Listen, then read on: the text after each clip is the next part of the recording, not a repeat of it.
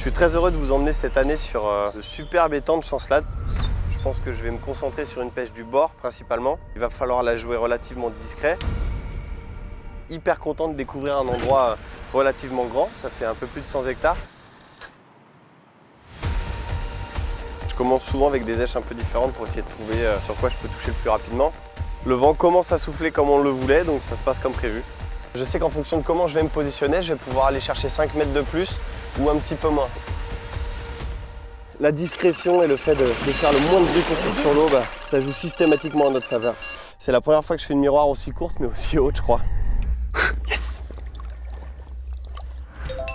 Je suis très heureux de vous emmener cette année sur le superbe étang de Chancelade. C'est la première fois que j'y mets les pieds, mais je suis hyper content de découvrir un endroit relativement grand. Ça fait un peu plus de 100 hectares, bordé d'arbres, de roseaux. On a des pentes douces sur les postes, c'est un peu du 5 étoiles. Au niveau des distances de pêche, on essaie de limiter à 100 mètres, mais Ouais, pas à 10 mètres près. Ouais.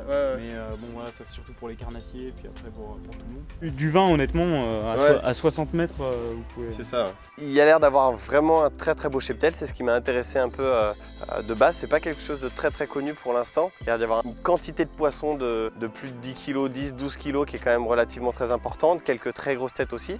Donc c'est pour ça que je me suis rendu sur ce plan d'eau. Donc il est situé sur la commune de Charençay, dans le Puy-de-Dôme. On avait un créneau météo qui était vraiment plutôt hyper adapté là cette semaine. On devrait subir un vent du sud-ouest, voire ouest-sud-ouest très soutenu pendant 4-5 jours. Vous restez, ouais c'est ça, 80. Ok. Et Ouais, monsieur. Impeccable, Il merci n'y a bien. plus qu'à maintenant. Il n'y a plus qu'à. Tu passeras nous voir sur le poste, ouais? Ouais, carrément, ouais. Donc j'ai choisi un peu mon poste en fonction de ça et surtout aussi en prenant pas mal de renseignements auprès de personnes que je connais qui sont venues pêcher ici, qui ont pu m'aiguiller un petit peu sur les postes qui pouvaient être des postes clés, mais on se trompe pas trop, ça reste des postes qui sont sur des pointes, donc ils sont un peu avancés sur le plan d'eau. Ça permet généralement de pas trop se tromper, on a les poissons qui sont limite forcément obligés de passer par ici, donc après il suffit de mettre la stratégie en place correctement. Là j'ai choisi du coup le poste 20 qui est situé sur la dernière pointe qui mène vers la droite du plan d'eau, donc qui est exposée plein ouest.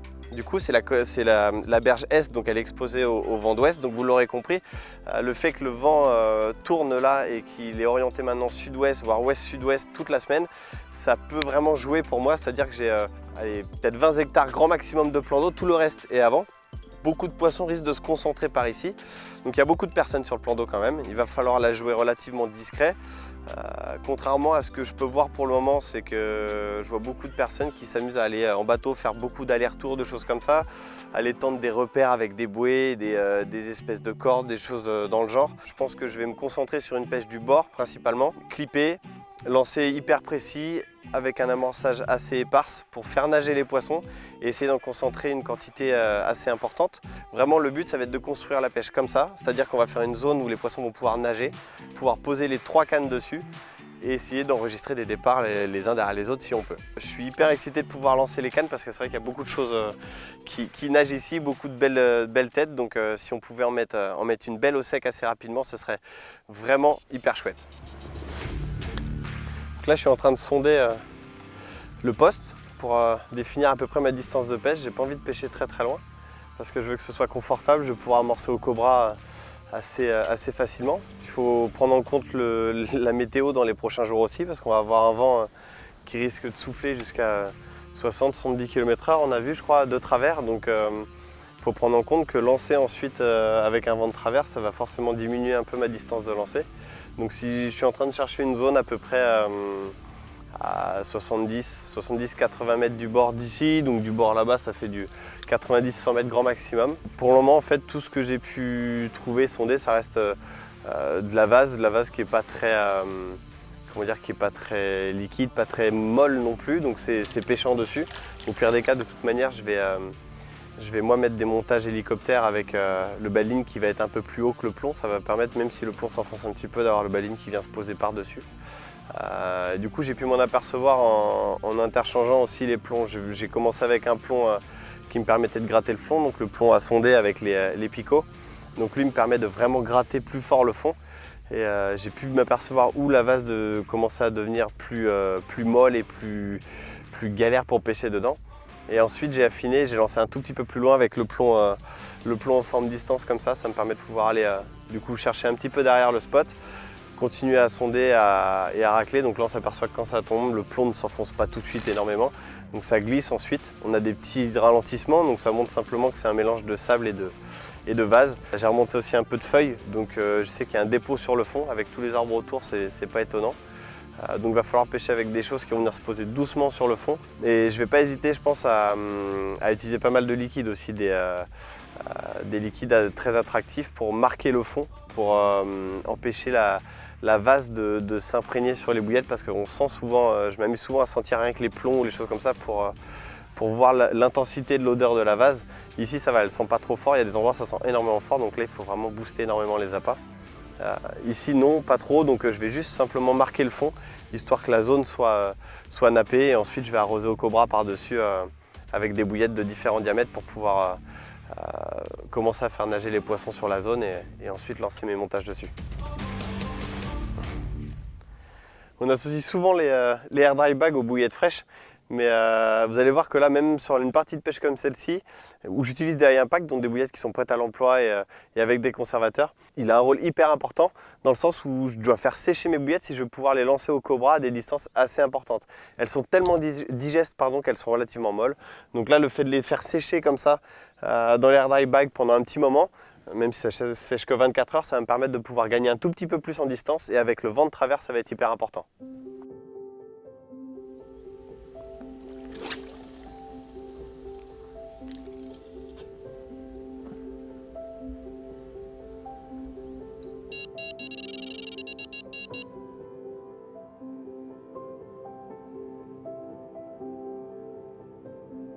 J'ai eu le temps de lancer avant qu'il fasse nuit là, donc on commence à voir que la lumière elle baisse beaucoup. Donc j'ai profité en fait du fait que les autres pêcheurs sur les postes qui sont pas très loin de moi aient fait pas mal de bruit et sont allés en bateau plusieurs fois pour mettre un petit peu plus d'appât moi sur mon spot. Pour commencer en fait mon spot, ça m'évite aussi de faire beaucoup de bruit avec le sbond. Je ne sais pas du tout comment les poissons réagissent ici au bruit. Mais une chose est sûre, c'est que dès qu'on cherche des gros poissons, la discrétion est de mise. Donc je me suis mis aussi assez loin de mon spot, même en bateau. Je me suis amusé à fronder un petit peu, donc ça a permis d'écarter un peu les billes et de ne pas foutre le bateau directement au-dessus du marqueur que je m'étais laissé.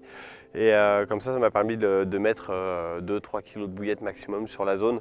Donc sur une zone comme celle-ci, là j'ai dû faire un carré qui devait faire 20 mètres par 20. Donc c'est plutôt bien éparpillé, j'en ai pas mis de trop. Et le reste de la partie de pêche, du coup, on fera beaucoup plus discret. À chaque touche, je prendrai le cobra et j'amorcerai simplement des billes éparses au cobra pour garder un petit peu d'activité dans la zone sans les gaver et continuer à essayer de les prendre en gardant un maximum sur le coup.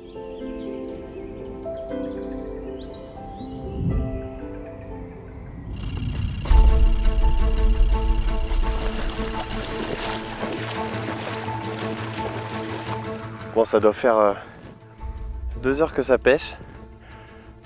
Première touche, ça n'a pas l'air très très gros. On va essayer de l'assurer gentiment et puis relancer sa propre, c'est plutôt bon signe. Il y a beaucoup plus d'activité du coup en face de moi et de mon côté. Au tout début de l'après-midi, j'entendais beaucoup sur ma gauche, mais j'ai l'impression qu'elles sont plus rentrées dans la baie là ce soir.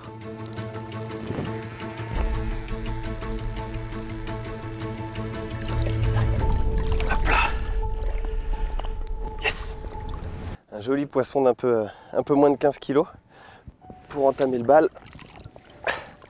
On va pas se plaindre au bout de 2 heures de pêche. Je vais me dépêcher de relancer la canne proprement. Je vais remettre une vingtaine de billes au cobra, ça sert à rien d'en mettre beaucoup plus. Et puis on va voir ce que ça peut apporter de plus cette nuit. Déjà je suis super content. Je pense qu'on peut difficilement mieux démarrer. C'est cool.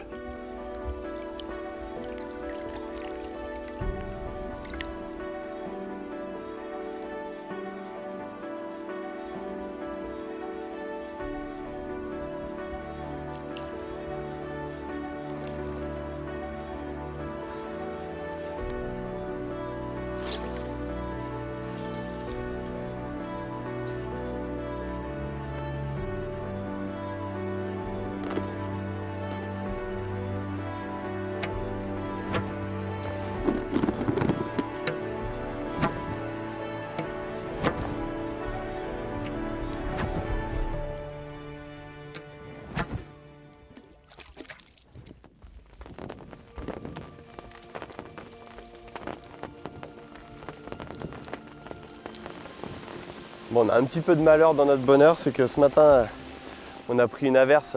Une averse, c'est un peu un mot qui est assez faible parce que c'était vraiment un déluge.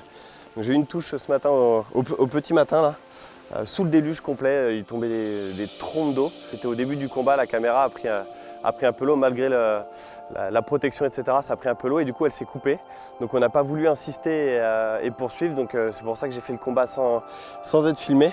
Je l'ai mise en sling pour deux raisons, donc du coup pour finir le combat, pour reposer la canne rapidement et puis réamorcer, et aussi parce que du coup j'ai eu la demande du garde-pêche lui-même si jamais on faisait un gros poisson de la mettre en sac pour qu'il puisse la pucer si jamais elle ne l'était pas déjà, parce que c'est une particularité de ce plan d'eau, mais ils ont pucé des très gros poissons, ce qui peut éviter du trafic, et ça permet un suivi aussi hyper précis du poisson.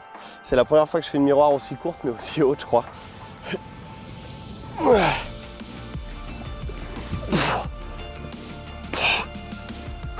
Deuxième poisson de la partie de pêche. Je pense qu'on pouvait difficilement entamer mieux cette partie. Et comme quoi, encore une fois, la discrétion et le fait de faire le moins de bruit possible sur l'eau, ça joue systématiquement en notre faveur. Ça peut mettre parfois un peu plus de temps. Là, on a de la chance, c'est dans les premiers 24 heures. Mais souvent, c'est vrai que les gros poissons, même sur des endroits très pêchés, comme ici, on voit énormément de bateaux amorceurs, de zodiacs sur l'eau, ces gros poissons fuient ce genre de bruit. Donc c'est vrai que juste de rappeler au cobra et de relancer du bord sans utiliser le bateau, et ben voilà ce que ça permet de faire.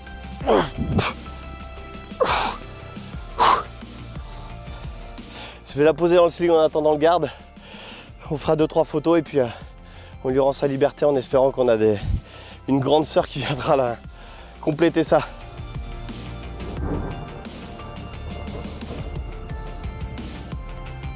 Allô? Ça va Baptiste? Je l'ai prise en début de matinée là, sous le déluge. Ok, bon génial, je te la garde, elle est au chaud là, au bout de la pointe, là-bas il y a plus d'eau donc elle est bien. Ok, ça marche d'ici une demi-heure, pas de souci, ça roule Baptiste, à tout à l'heure.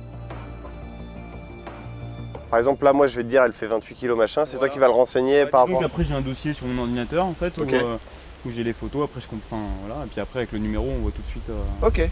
Du coup l'évolution du poisson. T'as déjà pu checker des poissons comme ça Ouais, après c'est tout nouveau, donc c'est depuis cette année, donc du coup on n'a pas vu. T'en as combien de pucés là? Je dois en avoir pas loin d'une dizaine. Ah déjà ouais. Et tu puces tous les poissons qui font plus de combien? Autour de plus de 24. Plus de 24, ouais, d'accord. Donc du coup je viens de ressortir le poisson. On l'avait laissé se reposer en attendant que Baptiste puisse venir pour du coup pucer le poisson. Donc là il va arriver avec une toute petite seringue, il va la placer dans le dos apparemment. Et puis du coup je vais mettre un peu de propolis dessus pour que ça cicatrise très bien derrière et le poisson repartira avec en plus une petite puce pour pouvoir la suivre et connaître ses informations plus tard, exactement comme si c'était un chien ou un chat comme on fait maintenant. On a pris d'après Baptiste à peu près 12-13 mm de pluie en l'espace de je sais pas 4 heures je crois, un truc comme ça. Donc c'est très bien tombé, là ça s'est calmé un petit peu mais le vent commence à souffler comme on le voulait, donc pour le moment ça se passe comme prévu. Un peu de pluie, du vent qui pousse dans la baie, donc très bien, quelques sauts aussi, donc top. Je commence souvent avec des éches un peu différentes pour essayer de trouver sur quoi je peux toucher le plus rapidement. J'avais mis du coup un wafter spicy crab sur une canne, un salty squid sur une autre et une pop-up sur l'autre, et je fais 2 touches du coup sur la canne sur laquelle j'ai éché mes petites pop-up. Donc j'ai décidé de relever une des 2 wafters et de placer aussi des pop-up pour voir du coup si jamais je redéclenche sur ces 2 cannes maintenant plutôt que le wafter, et du coup si jamais c'est vraiment ça qui touche, je vais conclure pour tout pêcher avec les petites pop-up roses que j'ai là. Du coup la première chose que je fais dès que je me lève le matin, c'est soit relancer les cannes tout de suite si je ne les ai pas relancées peu de temps avant, ou sinon c'est que je reprends un peu de bouillette et je vais en remettre au cobra. Pas besoin d'en mettre des quantités astronomiques, hein, juste 300-400 grammes ça peut suffire, ça représente je sais pas, même pas une centaine de billes c'est sûr, donc c'est juste histoire de rappeler, de refaire tomber un peu d'amorce sur le fond parce que je suis persuadé qu'il en reste un petit peu, mais que les poissons ont déserté la zone, donc le fait de du coup remettre un petit peu d'appât, de refaire tomber des appâts, les poissons vont revenir s'alimenter dessus et du coup pouvoir redéclencher des touches sur la journée qui arrive.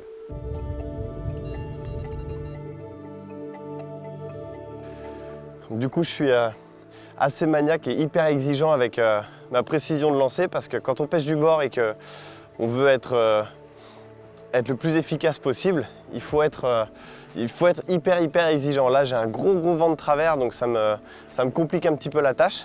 Je m'avance un petit peu dans l'eau parce que le vent, lui, avec la force qu'il a quand je lance, il va gonfler ma bannière, donc il va m'enlever 2-3 mètres de distance facilement. Ensuite, j'essaie de lancer pas trop fort non plus parce que du coup, dès que je touche le clip et que je suis trop haut, le vent il me l'emmène tout de suite vers la droite. Donc ça m'arrive de faire 2-3 lancers par canne minimum pour pouvoir être posé vraiment où je le souhaite et où je suis hyper confiant. Je sais que si jamais mon plomb tombe et que j'ai un doute, je relève. Et c'est pas le temps que ça va me prendre de relancer. Et au moins, je sais que derrière, ça va pouvoir pêcher, je vais pouvoir amorcer dessus et ce sera prêt pour la soirée. Mais là, vraiment, ce qui est hyper important, c'est l'exigence. Ce qui fait aussi la capacité de pouvoir lancer correctement, c'est les cannes que vous avez. Moi, ça fait des années et des années que je pêche avec les mêmes cannes, c'est les Daiwa Basia. J'ai toujours utilisé ces cannes-là, j'ai juste changé de finition entre le Duplon et le Liège, mais sinon, j'utilise ces cannes-là, je les connais par cœur et je sais que si je veux aller à tel endroit, j'ai pas besoin de faire 50 lancers pour voir comment la canne va réagir. Je sais qu'en prenant tel grammage de plomb, je vais avoir à forcer de telle façon pour pouvoir tomber au bon endroit. Donc c'est pour ça que la pêche du bord, c'est quelque chose que j'apprécie beaucoup. C'est qu'on garde les capacités du pêcheur telles qu'elles sont. Et surtout ici où ça s'y prête énormément, c'est hyper plat, il n'y a pas grand chose à chercher. Et même tout est à distance de canne, donc honnêtement, prendre le bateau, il n'y a pas grand intérêt. Si ce n'est commencer tout de suite à amorcer très fort, mais sinon après pour la pêche en elle-même, il n'y a pas d'intérêt. Donc vraiment le maître mot de tout ça, c'est la discrétion et vraiment la précision des lancers. Donc là en fait, j'ai déjà clippé ma canne. J'enlève pas le clip tant que je suis pas certain de l'endroit où elle est tombée. Donc même quitte à attendre 1 ou 2 minutes que le fil se tende bien pour avoir ma trajectoire, là je suis clippé au même nombre de tours que les autres cannes. Je sais qu'en fonction de comment je vais me positionner, je vais pouvoir aller chercher 5 mètres de plus ou un petit peu moins. Donc ça me permet d'avoir des cannes qui pêchent plein amorçage et d'autres qui pêchent un peu sur l'extérieur. Et de toute manière, après, s'il faut que je reclippe après un combat, c'est quelque chose qui se fait hyper rapidement. J'ai 25 tours à faire de piquet, c'est hyper efficace, hyper rapide. Ça m'a permis de faire déjà les 2 poissons que vous avez pu voir. Donc toujours vérifier par contre que votre frein est bien serré parce que si vous avez un frein qui est desserré, au niveau précision, ça va pas être fou, ça va sortir un peu au niveau de votre doigt quand vous allez forcer. Donc vous prenez votre axe.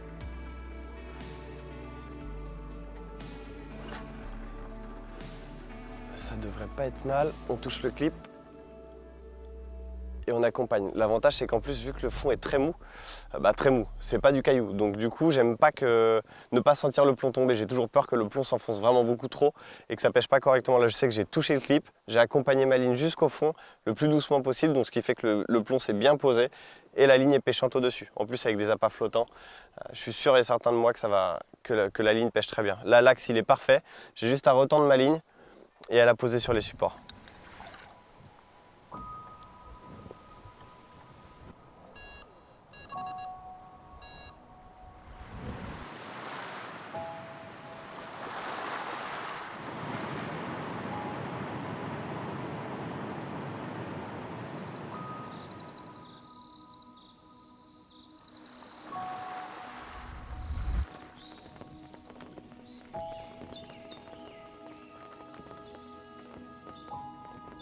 Du coup, réveil et nuit très calme.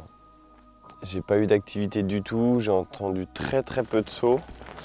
Un peu plus sur la gauche du poste, mais de l'autre côté des roseaux là.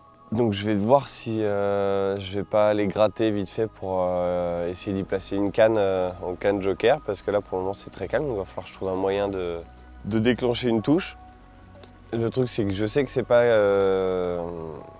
ma pêche qui est pas bien en place, c'est que les poissons ont un peu déserté la zone. On a encore des gars qui sont arrivés sur notre droite. Et le truc c'est que le gars de gauche pêche vachement à gauche. Il vient tendre presque... Il a distance de canne parce que je pourrais pêcher ces spots de mon poste. Et le gars d'en face là-bas, il vient pêcher quasiment devant moi aussi. Donc ça me coupe un peu la pêche devant. Les poissons qui viennent du large, c'est mort. Donc ça peut venir que de ma bordure.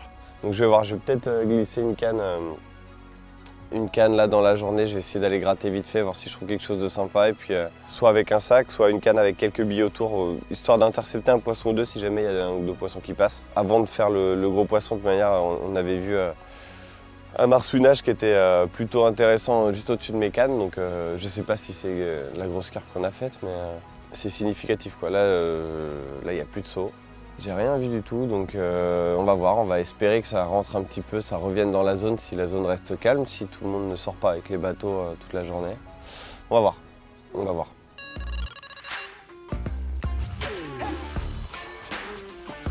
Bon, du coup, je vais pas rester inactif, j'ai dit qu'il fallait qu'on déclenche des touches, donc ce que j'ai fait, j'ai été sonder rapidement de l'autre côté. J'ai trouvé où s'arrêtait le gravier, où ça commençait, ça dépend comment on voit les choses, mais où il commence quand on ramène le plomb. Je ne vais pas pêcher à cet endroit-là parce que c'est un spot que beaucoup pêchent, je pense. Et en plus, vu que le niveau est bas, il n'y a pas beaucoup d'eau au-dessus, donc je pense que les poissons sont un peu plus au large. Donc je vais pêcher ça va être à 60 mètres du bord, quelque chose comme ça. Là où c'est vraiment le bas de la cassure, où ça commence à devenir bien plat. Donc je vais aller lancer une canne là-bas et puis on va voir si on déclenche des touches comme ça, toujours en laissant les 2 autres cannes sur le spot devant qui m'a rapporté les poissons.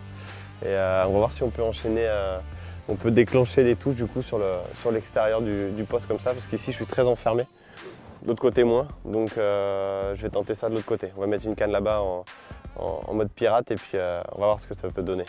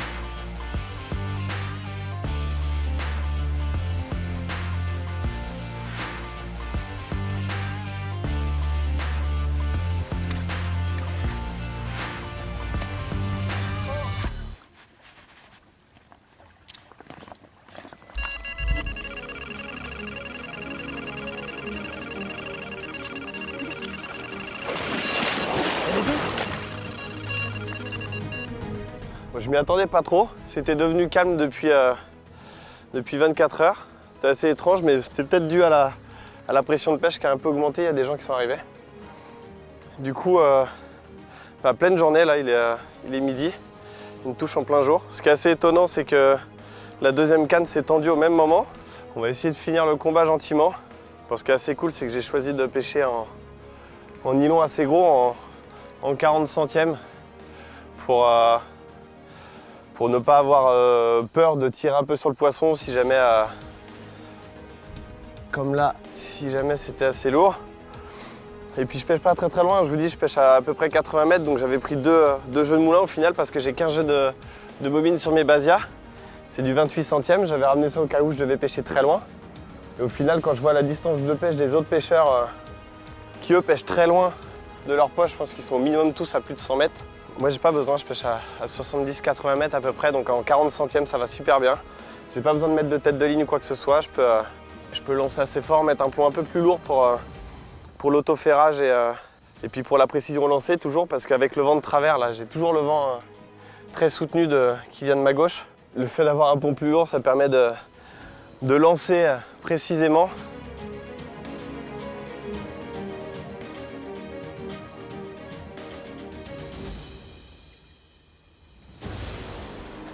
Là. Chose très importante qu'on peut avoir tendance à oublier, c'est que petit ou gros poisson, il faut essayer d'en prendre le plus soin possible. Donc ce qu'on fait, c'est qu'on on défait l'épuisette avec le poisson dedans et on le met dans le sling. Ça évite de devoir la porter, que l'hameçon se prenne dans le filet de l'épuisette en levant le poisson et que ça arrache tout en même temps. Là, l'avantage, c'est qu'on la pose dans le sling, elle est toute calme. Quitte à devoir couper à la rigueur, comme là, si j'ai envie d'être tranquille pour la déplacer, je coupe juste au niveau du camo leader qui est juste là, j'aurai juste un petit nœud à faire, c'est pas gênant. Je vais d'ailleurs le faire tout de suite, comme ça. Vous allez voir qu'on n'est pas embêté, je défais, je peux juste prendre le poisson, vérifier justement que ses nageoires sont bien mises, comme là elle était sur le côté. Hop. Il y a un maximum de manipulation au-dessus de l'eau, ça garantit une bonne santé des poissons systématique. Hop.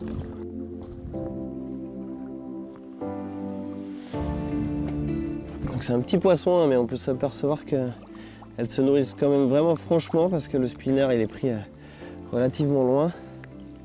Tac. Je vais mettre un tout petit peu de cicatrisant. Si on peut appeler ça une plaie parce qu'au final elle a une micro coupure à l'intérieur, encore une toute petite piqûre. Parfait. Je vais profiter de ce petit poisson là en pleine journée et le fait que ce soit un petit poisson donc plus facile à manipuler pour vous donner aussi quelques conseils pour réussir vos photos et vous positionner correctement.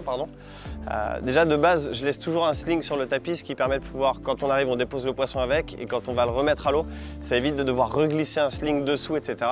C'est des manipulations limite inutiles. On va venir glisser ses mains ici. La première, on vient attraper juste la nageoire avec le doigt et la deuxième est située là. Vous la faites basculer et vous la levez. Donc sur les petits poissons comme ça, on peut très bien se mettre de cette façon, juste pencher, on la soutient avec les bras.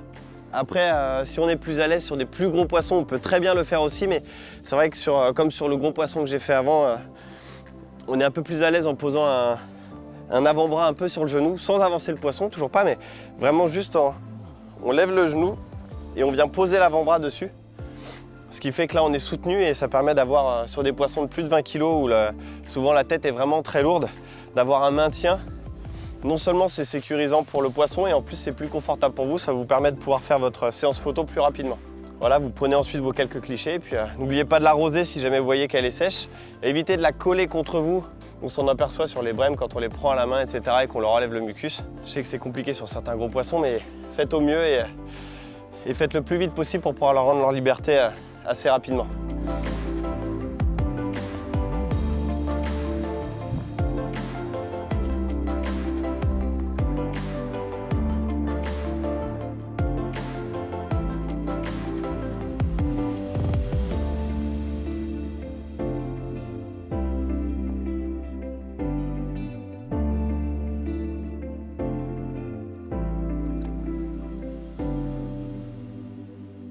Bon, vous avez pu le voir, je prends pas mal de pluie depuis ces 2 derniers jours, beaucoup de pluie et énormément de vent. Dans ces conditions-là, en fait, la détection de vos touches ou la détection simplement peut être mise entre guillemets à rude épreuve. C'est-à-dire j'entends énormément de gens me dire qu'ils ont des problèmes, des bips intempestifs, etc. avec les Delkim. Je peux vous assurer que j'ai un vent de travers depuis 2 jours, j'ai de la pluie battante et limite du déluge. On a pris plus de 10-15 mm en 3-4 heures de temps et j'ai pas eu un bip entre guillemets nuisible, pas quelque chose qui n'était pas une touche. Donc systématiquement lorsque mes détecteurs vont sonner, ça va être parce qu'il y a un mouvement sur ma ligne. Et du coup les derniers TXI, les TXID, donc les TXI digitaux, sont munis de 2 systèmes de sensibilité. Vous allez avoir la rapidité d'enchaînement des bips qui va être le bip speed.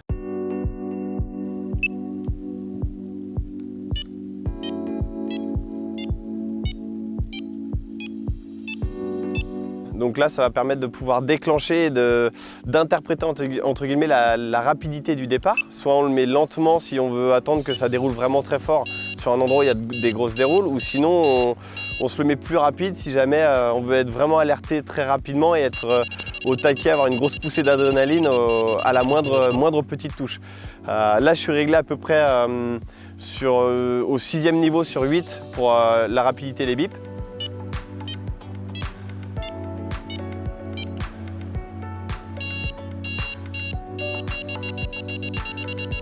Et par contre, ce que je vais énormément utiliser du coup dans des variations de conditions comme en ce moment, ça va être la touche réaction, donc là qui est la touche la plus accessible, la molette. Elle qui va me servir à diminuer ou pas la sensibilité du palpeur. Donc en cas de grosse pluie, en cas de gros vent, je vais diminuer forcément cette sensibilité. Et par contre, si jamais j'ai un temps hyper calme, pas de vent, rien, je vais pouvoir me permettre de l'augmenter un petit peu et détecter du coup les moindres actions qu'il peut y avoir dans la ligne, que ce soit des poissons qui sont en activité autour des lignes qui viennent taper dedans, ça peut être du coup un indicateur qui est hyper important, ou bien simplement des blancs qui viennent taper dans les éches. Et là du coup c'est pareil, c'est quelque chose... J'apporte énormément d'importance à ça, c'est-à-dire qu'à partir du moment où ma ligne va avoir fait un mouvement, où j'estime que mon plomb a été déplacé, je relance ma canne systématiquement. Après, en dehors de ça, moi je les couple soit avec des stos, soit avec les black and white. Donc les stos, je vais les utiliser beaucoup plus dans des conditions type où chaque mouvement de la ligne est hyper important, style pêche près d'obstacles, etc. Donc vu que le hanger est fixe sur la ligne, lui il va suivre les mouvements, donc du coup 2-3 cm de pris, on va avoir un mouvement du hanger. Là en l'occurrence c'est pas le cas, je vais pêcher avec un monofilament du coup qui est un peu plus gros, donc il va falloir que ça tende un petit peu plus la ligne et le black and white permet de charger un petit peu plus. J'ai pas cette contrainte d'avoir quelque chose de fixe sur la ligne, donc le black and white est le choix le plus judicieux dans ces moments là. Donc c'est le système de détection que là je vais utiliser. Pour le moment ça m'a pas posé du tout de défaut, j'ai eu aucune mauvaise touche ou quoi que ce soit. 4 entre guillemets touches, 3 carpes de sortie et une, c'était certainement un blanc qui m'a fait une touche retour, j'ai pu le détecter direct. Et relancer la canne et toucher la très grosse miroir juste derrière. Donc c'est que mon système de détection est au point et ça me permet de concrétiser toutes les touches.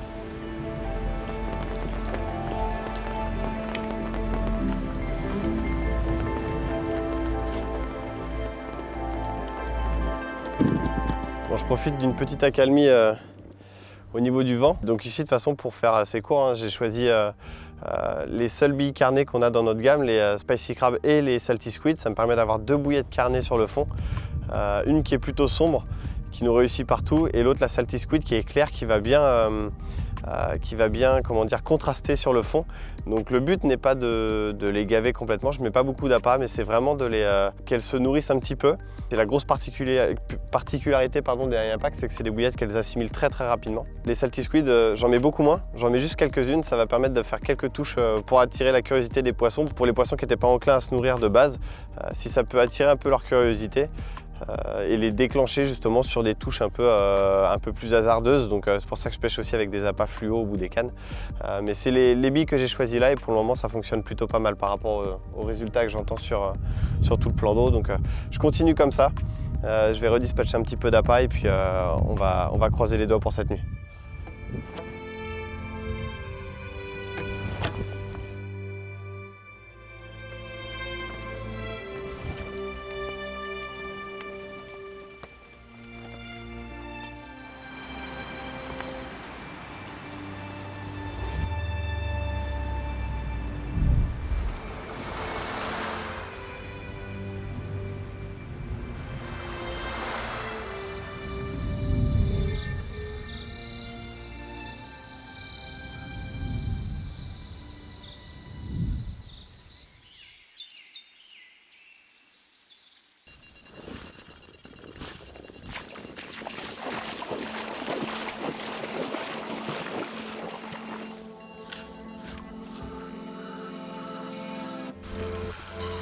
Dernière matinée, hier il s'est absolument rien passé. Les poissons ont déserté la zone directement après les premiers 24 heures. J'ai fait un poisson entre guillemets en raccro, j'ai réussi à choper un poisson qui passait sur un midi. Et puis là, dernière matinée, un poisson qui part au petit matin, mais il se passe plus rien la nuit. On sent vraiment que les poissons ont disparu de la zone. Donc là c'est un petit poisson, hein, vu le combat. Je vais en profiter du coup pour, une fois que j'aurai mis celui-ci au sec, pour vous expliquer du coup le montage que j'ai utilisé sur ces jours de pêche. Parce que même s'il n'y a pas des touches du coup en rafale, il est hyper important d'associer les éléments ensemble pour du coup pouvoir concrétiser tous les poissons du coup que vous pouvez toucher durant ces parties de pêche. C'est pas gros. L'avantage de couler les lignes. J'ai essayé plein de choses, hein. J'ai essayé de couler vraiment mes lignes, de pêcher vraiment complètement détendu pour que la zone des 80 mètres devant moi soit sans aucune ligne qui traîne, mais au final, avec toutes les lignes tendues des postes en face qui vont tendre jusqu'à plus de 200 mètres, ça fait des toiles d'araignée, sachant que moi j'ai que 3 cannes, mais sur les autres postes il y en a 6.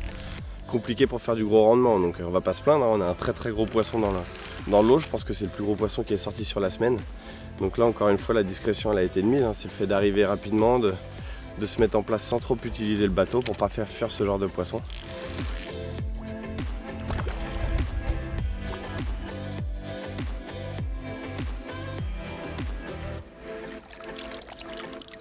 Du coup là je commence à ranger du coup mon matériel. Tous les autres postes font à peu près pareil. Je laisse juste les cannes dans l'eau, c'est le truc que je laisse jusqu'au dernier moment, on sait jamais, hein, vu qu'en plus c'est pas des touches régulières et pas des poissons qui sont à fond sur l'amorçage, on sait jamais, un très gros poisson qui traîne. Pourquoi pas, souvent c'est soit en tout début de session, soit en fin de session qu'on les fait, pourquoi pas là ce serait les deux, on sait jamais. On croise les doigts, on va laisser ça encore l'espace d'une bonne heure là et puis le temps de finir de tout ranger, puis on les mettra sur le bateau pour s'en aller et rentrer chez nous.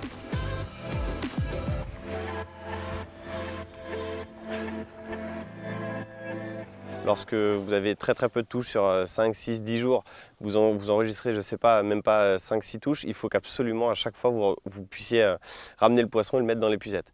Donc là en fait c'est assez simple, j'avais le choix entre pêcher relativement loin ou plus court, tout en gardant à l'esprit que je voulais tout pouvoir faire du bord pour rester le plus discret possible. Donc ce que j'ai fait, j'ai décidé en voyant les conditions météo d'augmenter le diamètre de mon nylon et de pêcher plus court. Donc en fait ça me permet d'être beaucoup plus costaud, de moins subir le combat au final. Donc je suis passé j'ai mis mes TS avec un 40 centièmes dessus, donc c'est le touchdown qui me permet d'avoir quand même une faible élasticité. Donc ça me permet aussi de sentir au moment de l'impact. En fait on va chercher à accompagner le plomb pour vraiment sentir le fond et éviter que le plomb tombe vraiment et s'enfonce comme ici c'est de la vase.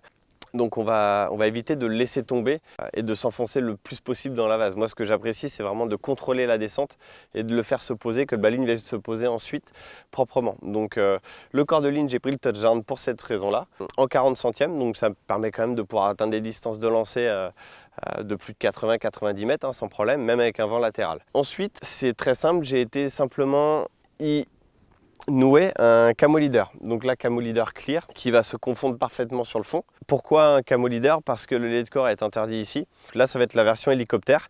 Hélicoptère pourquoi? Parce que si j'utilisais un lait de clip standard, vu qu'on est sur un fond meuble, le plomb risque de s'enfoncer dans la vase et d'y emmener le baligne. Et du coup, on va avoir un baligne qui risque de se mettre un peu comme ça par-dessus la vase. Et du coup, on a ici une zone qui est une zone de détection pour les poissons où ils peuvent buter dedans et du coup s'enfuir du spot. Donc le camo leader vient se poser sur le fond, montage hélicoptère de cette façon, donc avec le plomb qui vient être mis au bout. Là, vous avez plusieurs façons. Vous avez soit le quick link directement au bout comme ici, où on vient simplement agrafer le plomb. J'ai aucun obstacle devant moi, j'ai sondé pendant une bonne partie de la journée en arrivant. J'ai strictement aucun obstacle, tout glisse partout. Les seuls déchets que je vais avoir, ça va être des feuilles qui sont posées sur le fond. Donc j'ai aucun intérêt à mettre quelque chose qui me permet de perdre le plomb. Après, les petites particularités techniques que je vais y apporter, ça va être ma butte est basse ici. De base, elle va être mise 5-6 cm au-dessus du plomb. Moi, j'ai décidé de la remonter à un bon 30-35 cm au-dessus sur le premier insert en tungstène qui va faire qu'elle se bloque bien. L'avantage c'est que en fait mon bas de ligne ici il va rester là et si jamais le plomb avec le temps que le plomb reste dans l'eau, si jamais celui-ci s'enfonce dans la vase avec le temps, ce qui arrive régulièrement, ça va jamais m'emmener mon bas de ligne dedans. Je suis sûr que mon bas de ligne sera toujours posé au-dessus sur la vase sans pour autant être emmené à l'intérieur. Donc pas besoin d'utiliser un matériel en tresse en bas de ligne souple qui est interdite ici. Donc bas de ligne rigide, l'avantage c'est qu'ici je vais pouvoir utiliser mon spinner rig et il va se poser parfaitement sur le fond grâce à ma butée basse en fait qui est remontée relativement haut. Si jamais il m'arrivait de casser, je sais pas, un nœud qui est défait, un lancer avec le tout qui s'en va, je sais pas, je m'en mêle, ça pourrait arriver. L'avantage là d'avoir la butée haute, c'est que si le poisson se prend avec le reste, il force, la butée dégage, la petite perle aussi, et du coup le poisson va pouvoir se libérer de tout le montage. Question bas de ligne, donc ici en fait le montage que vous connaissez tous, le spinner rig. Le seul changement que je fais sur le montage camo leader là, qui est prêt à l'emploi de base, en montage hélicoptère, c'est que je change l'émerillon qui est un émerillon standard sur lequel normalement on vient nouer directement, par un émerillon à agrafe rapide qui me permet de pouvoir interchanger mes bas de ligne rapidement. Donc je mets juste un anti-tangle sleeve en fait dessus après, qui d'une va m'empêcher de m'emmêler au lancer, et de deux va empêcher au bas de ligne de pouvoir se détacher tout seul de l'émerillon à agrafe rapide. Derrière en fait je viens juste mettre un boom en 25 livres, un morceau de pâte plombée pour pouvoir lester le tout, un spinner swivel, un kickers, un White Gap X en taille 4, large ouverture comme son nom l'indique, en X parce que je sais qu'il y a des poissons qui sont relativement gros ici, donc vous avez pu le voir, hein, les poissons qui font plus de 25 kg si on veut pouvoir les arrêter quand on a beaucoup de monde qui pêche aux alentours pour ne pas que ça aille se prendre dans d'autres lignes, etc. et qu'on veut mener le combat à bien sans pour autant que ça dure des lustres. Donc Wild Guppy X en taille 4, une hook bed, le micro rig ring et la petite pop-up du coup en 12 mm. Ici, je pense que c'est ce qui a fait la différence parce que les poissons ne s'alimentaient pas à fond, ils n'étaient pas descendus sur l'amorçage pour se nourrir comme des cochons dessus. Elle m'a encore une fois sauvé la mise. J'ai fait quelques jolis poissons, quelques jolies têtes encore cette année avec ce parfum qui me réussit bien. Donc l'ananas, la cyanine butyrique, etc. La recette de l'année dernière. Donc si vous ne l'avez pas, elle est décrite complètement sur la vidéo de l'année dernière. Voilà pour la partie rig, j'espère que ça vous a plu. Il pleuviote gentiment depuis ce matin, donc c'est assez dur pour le moral. Mais bon, on aura quand même sorti quelques poissons, quelques très gros poissons. C'est la plus grosse tête que j'ai faite pour le moment de l'année. Et puis on va se rentrer chez nous pour aller prendre une bonne douche, on en a besoin.